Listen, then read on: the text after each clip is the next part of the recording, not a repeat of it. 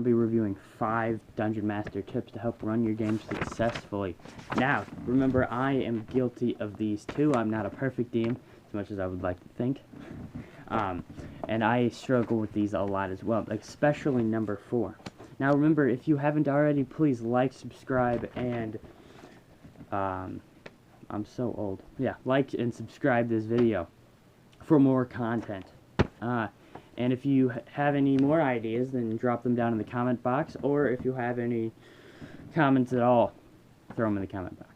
Now, here are 5 tips to help you Dungeon Master. Number 1 is don't prep for every outcome. If you prepare for every outcome that your players can possibly conceive of, possibly thinking of, then you're going to drive yourself crazy, and you're going to spend all your preparing time prepping it on one 5-minute little encounter that may or may not happen. Instead, what I have started doing, I don't know if you can see them, but I have kind of a template I like to run. I almost, if you've learned this in school, I do like a keyword outline.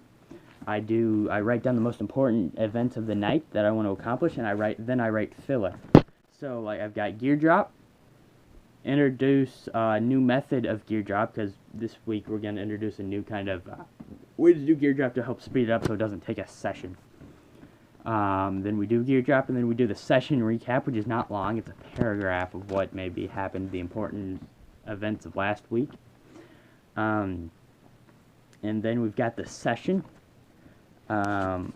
And the important event that's going to happen this week is the Bloodhawk is going to drop a message out for the party. So, you see how I have it? Maybe they kill the hawk. Alright, so they kill the hawk and the bloody note falls out from underneath the hawk's dead body. Or maybe they lightning bolt it, so the note and the hawk are both reduced to ashes. Alright, so then I'll have a wandering trader roll in with the same note, but it's a different note. That's between the player or the DM. So you don't necessarily need to prep for that ahead of time, just have that in the back of your mind. So if that does happen, then you're ready for it. The second tip is the players are there to have a good time, as you should be as well.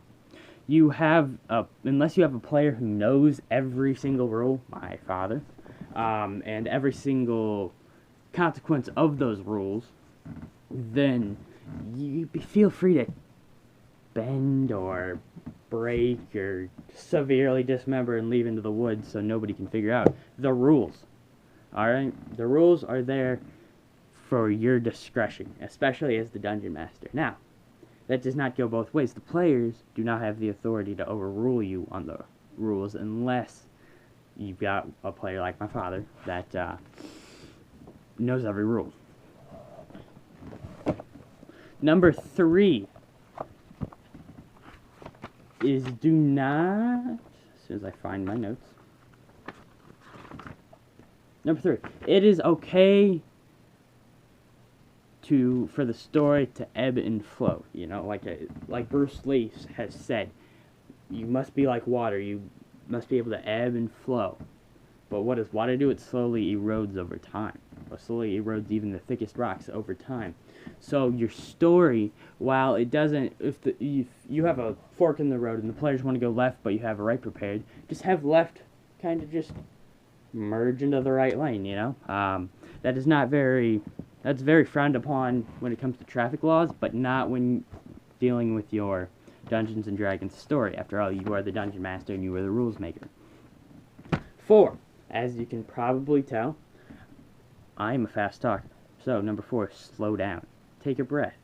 When a villain is monologuing, read it slowly. This is a struggle I struggle with a lot because it's so exciting to monologue, and you want the villain to say his piece so the heroes are left in awe and shock. But that's not always good.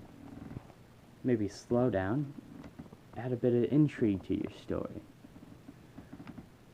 As the tall, brooding figure that is Ahsoka Greymane walks around the circular table and gazes at the party, only a couple words escape her undead-like mouth, and they seem to just disappear with the wind.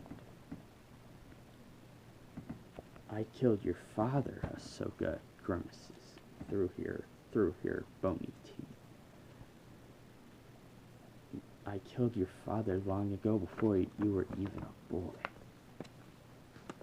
You see how it kind of entraps you, that the subtle change in my voice kind of changes the whole demeanor. Instead of, Ahsoka Greyman goes around the circular table, looks at you, says, I killed your father long ago. You know, that's kind of rushed. So slow down, take a breath, and don't be afraid to, maybe in the speech class I took, it's called a pregnant pause. I don't know how politically correct that is, but I don't care. So yeah, take a pregnant pause and just take a breath. Just like if you play baseball, you just take a breath and step in the box. Number 5, don't be afraid to kill or maim a player. You know, your players are attached to their characters almost as much as you're attached to your villains. So make them memorable. Maybe one guy loses an eye, but in the very next room there's an eye patch that allows him to see through any illusion. But it's an eye patch and he lost his eye. Maybe somebody loses an arm, but a drow technician that the party captured earlier can forge this metal arm Bucky style, you know. The next one I'm gonna put is run your enemies. Again, this is one I struggle with. Run your enemies like they're your character. All right, so that you get that extra layer of attachment. So you're not just ready to just throw them at the lawnmower wood chipper that is the party.